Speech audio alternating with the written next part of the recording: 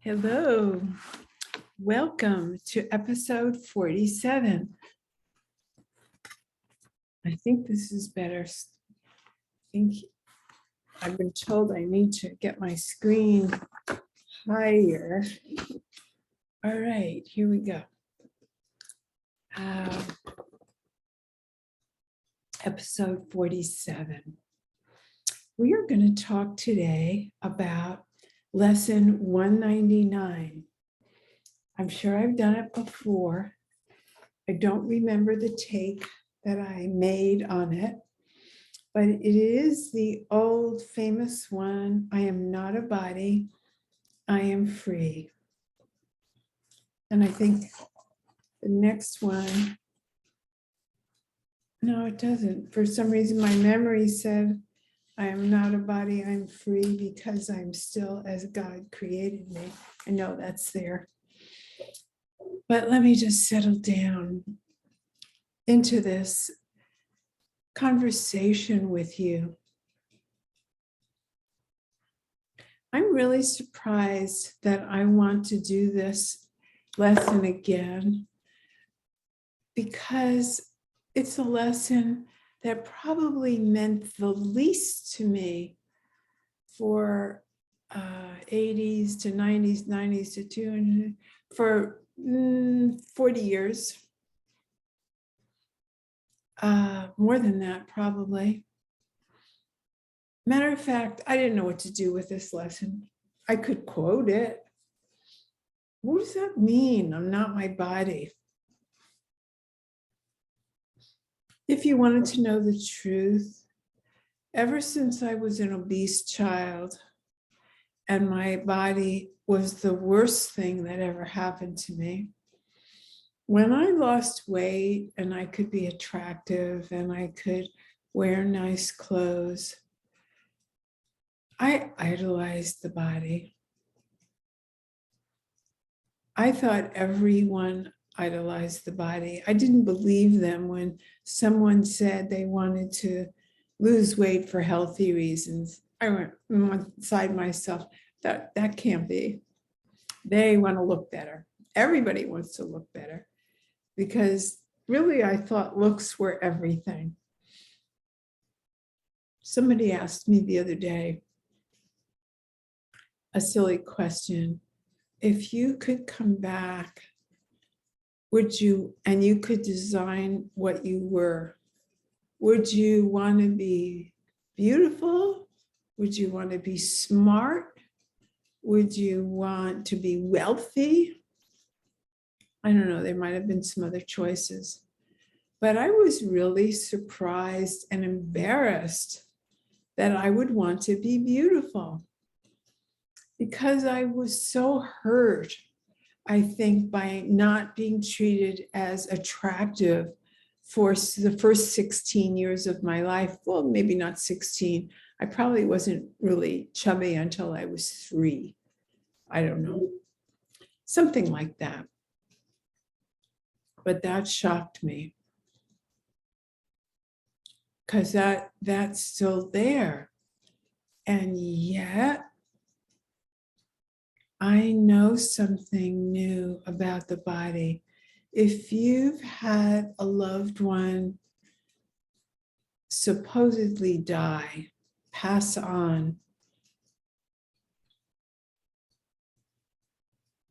and you've had experiences where you can communicate with them, and you know that there's no other way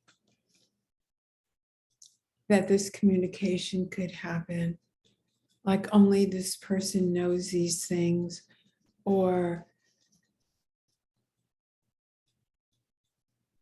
you're living in such a way that you are one with the one mind. You've had at least a glimpse that you're not a body. So even though when asked a worldly question, I'm sorry, I have a cold. Let me get a drink here.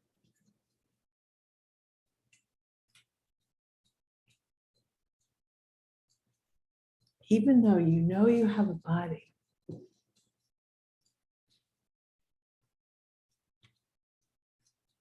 somehow the body doesn't matter when you're completely listening to spirit.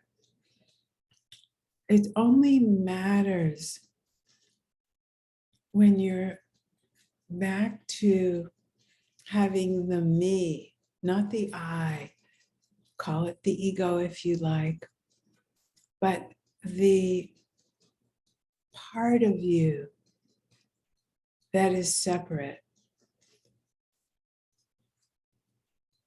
wants to run the show and is allowed to run the show. That's the only part that ever wants to be a body.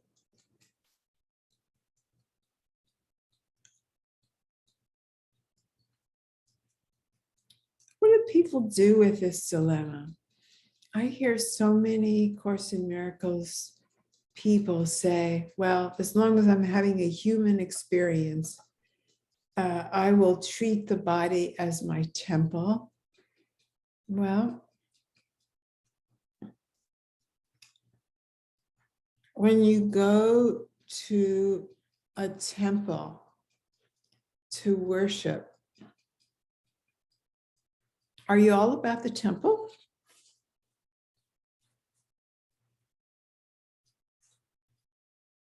I never was.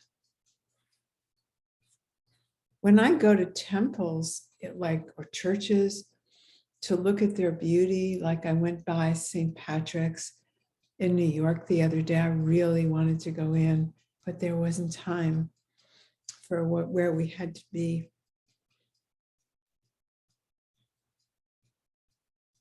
When I go in just to look at the walls and the carvings and the art,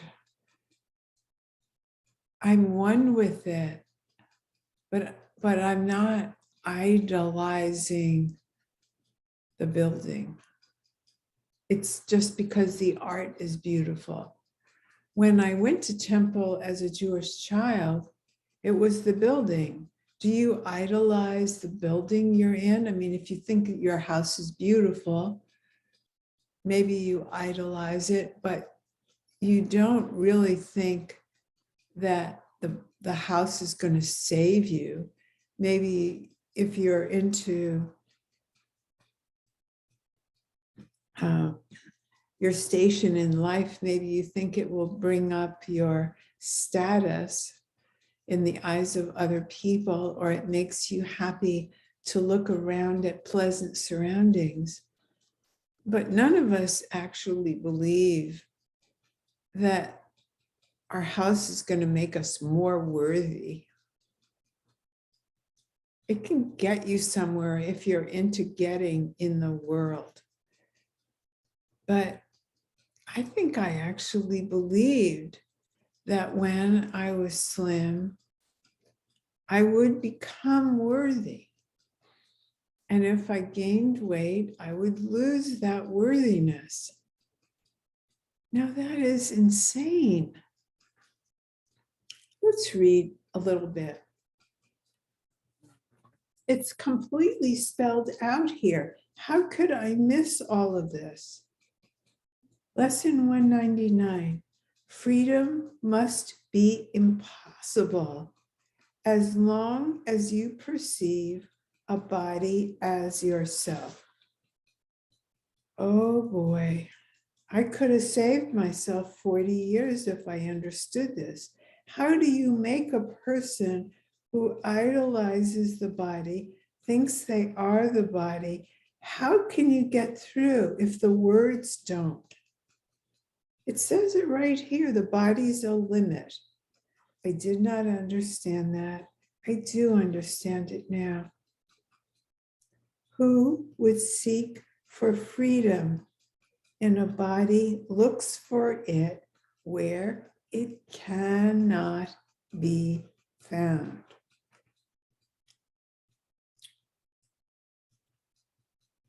The mind can be made free when it no longer sees itself as in a body. firmly tied to it and sheltered by its presence.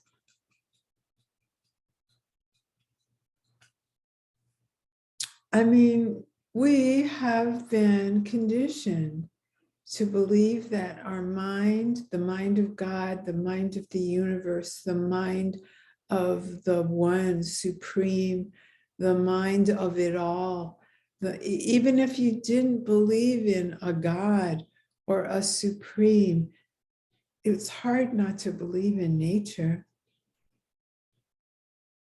We see it happening. Fires happen, rain happens, snow, eclipses. It all happens without us. Who here believes they are the car that drives them, that they ride around in? Why would we think? We don't think we're the car. Some people think if they get a better car, their value goes up, but we don't think the car is us. How did we get here?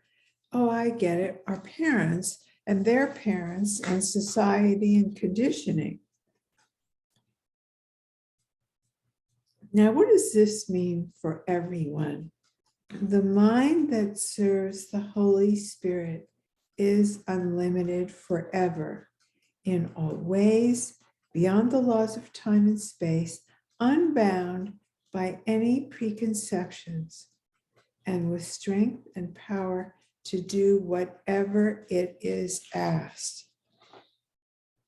All right, let's unpack that.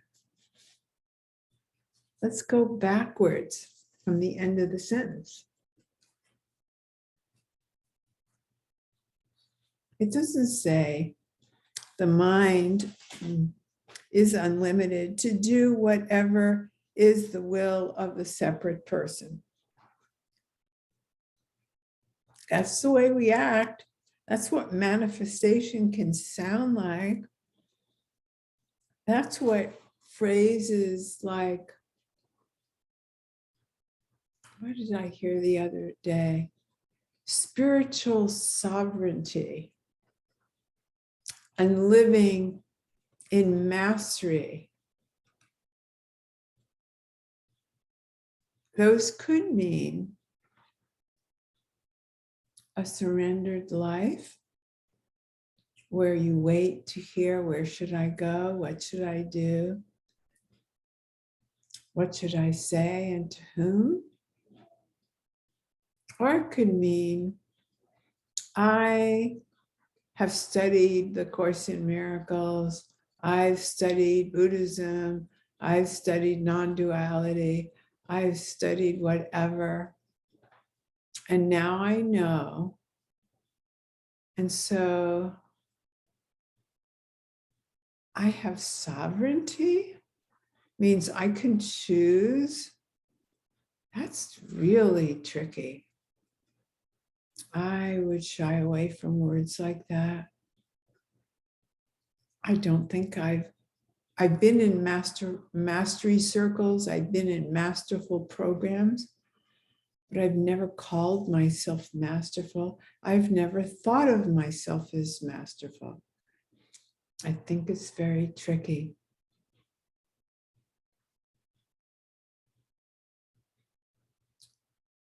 Let's take a moment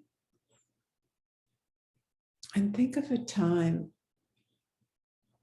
where you didn't know what to do or what to say in a situation,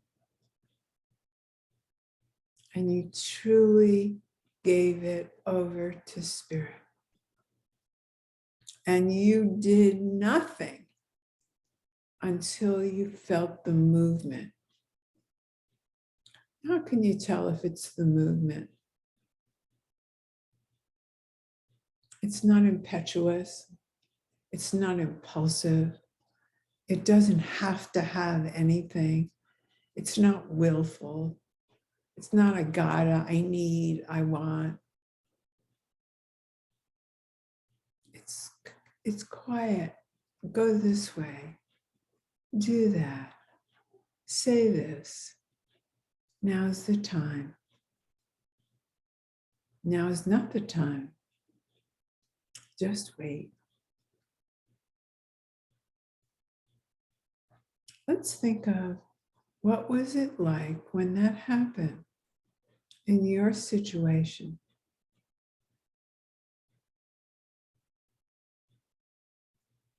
Were you given a surprising answer?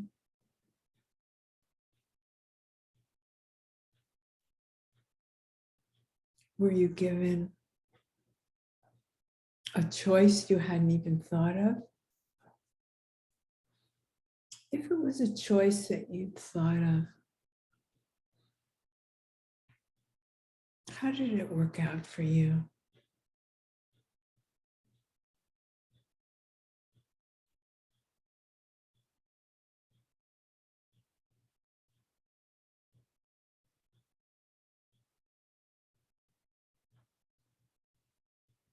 In the quiet, did you feel the direction?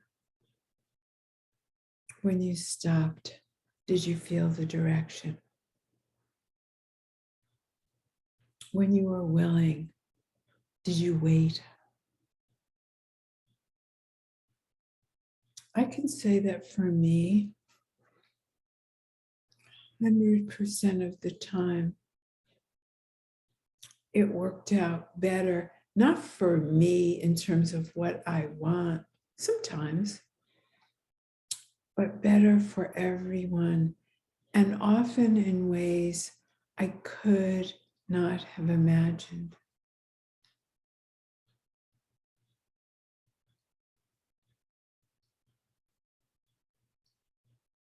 How many times did something happen to you that you didn't want? And the learning you had from that opened doors that were beyond the beyond. When my daughter Melissa died,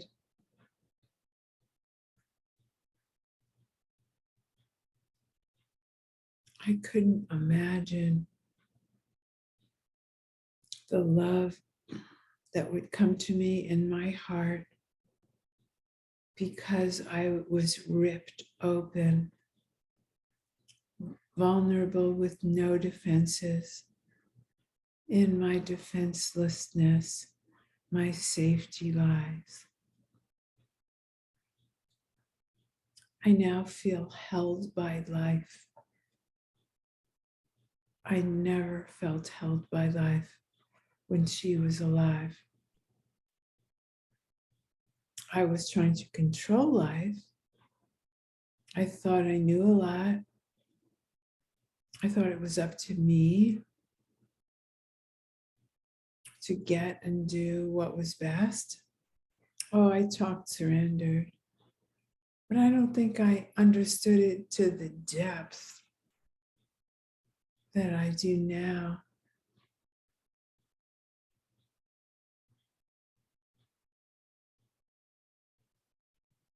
I heard someone say the other day, did you learn the gifts of poverty?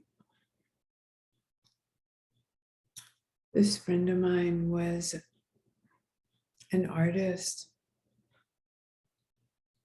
and she was a street artist. And once her assistant was killed by a shotgun wound,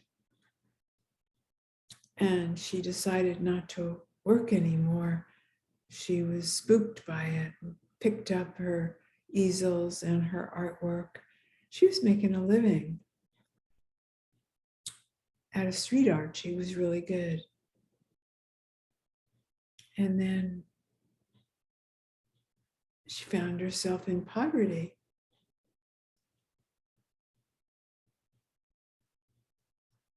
Because she didn't have an income anymore. She would sell portraits to tourists. And people apparently like that, especially if you're good. And she made a decent living. Well, that blew her mind, being asked, did you receive the grace of poverty? We say grace is when we like something, but if there is such a thing as grace, grace is everything. Everything is God. Course in Miracles talks about we made this world and we didn't make that world, but God can use everything. So I like to think of everything as God's world.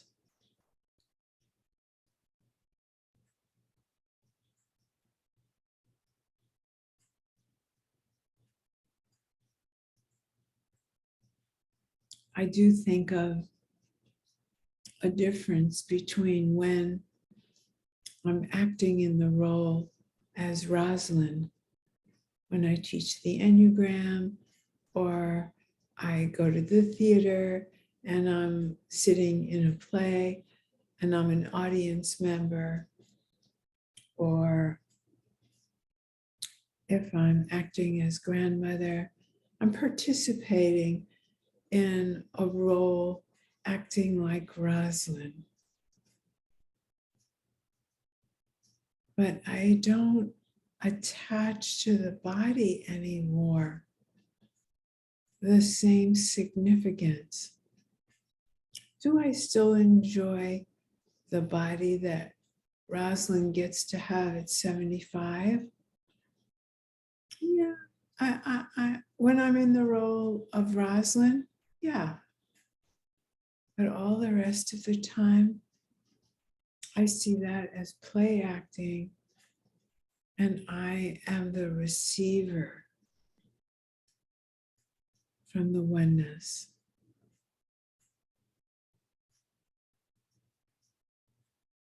And I like to think that even when I'm in the role as Rosalind, I'm being moved as Rosalind. So do I always wait to listen before I take the next step? No. Some of us are on automatic when we're in roles.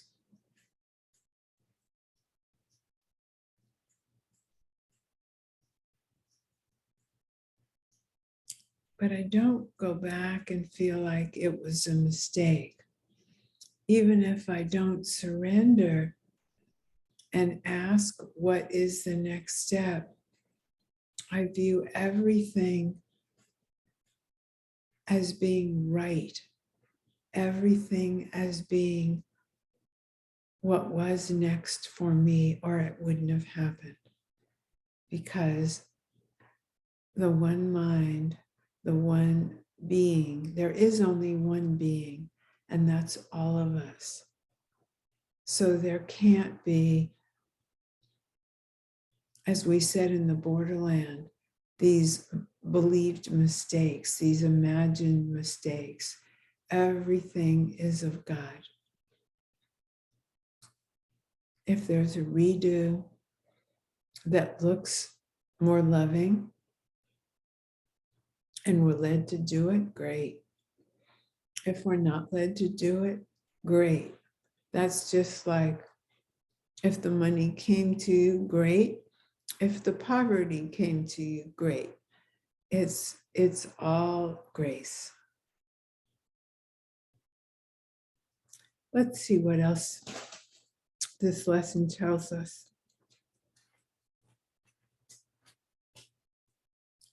It is essential for your progress in this course that you accept today's idea and hold it very dear.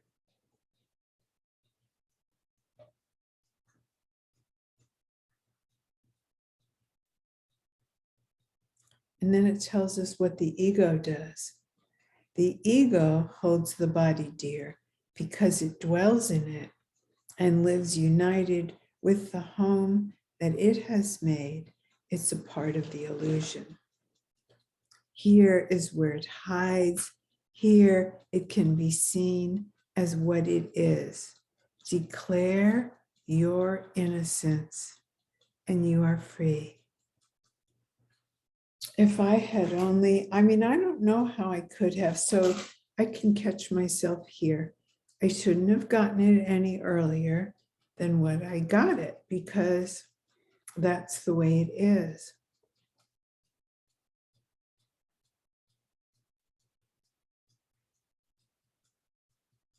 The body disappears because you have no need of it except the need the Holy Spirit uses.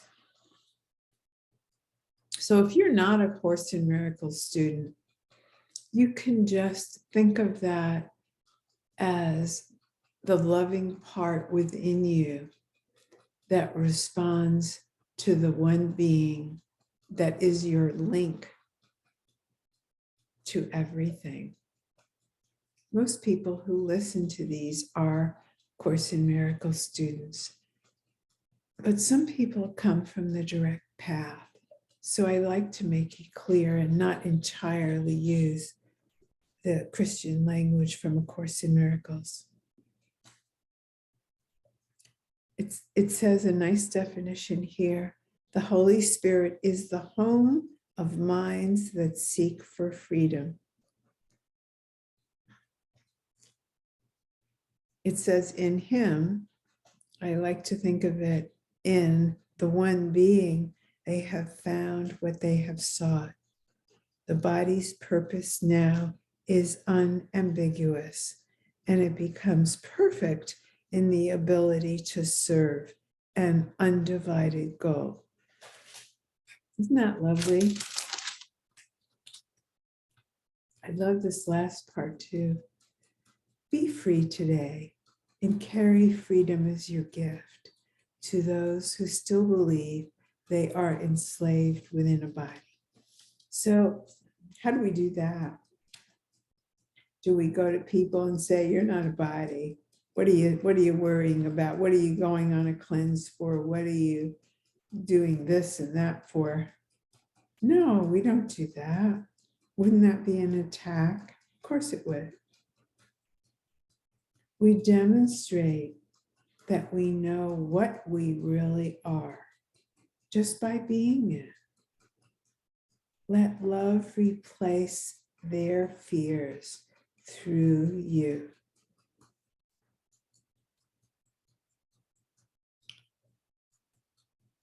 That's what the atonement is.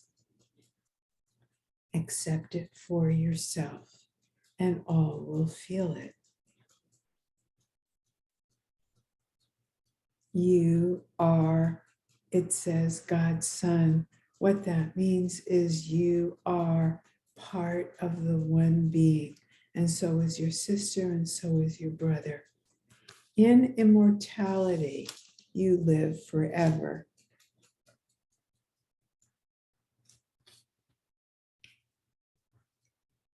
Would you not return your mind to this?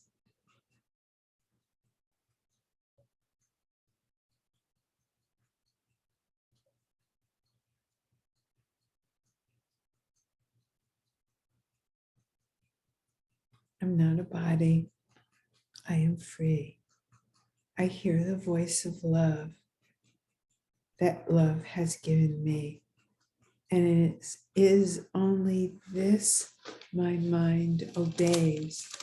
It is only this that I know to be true.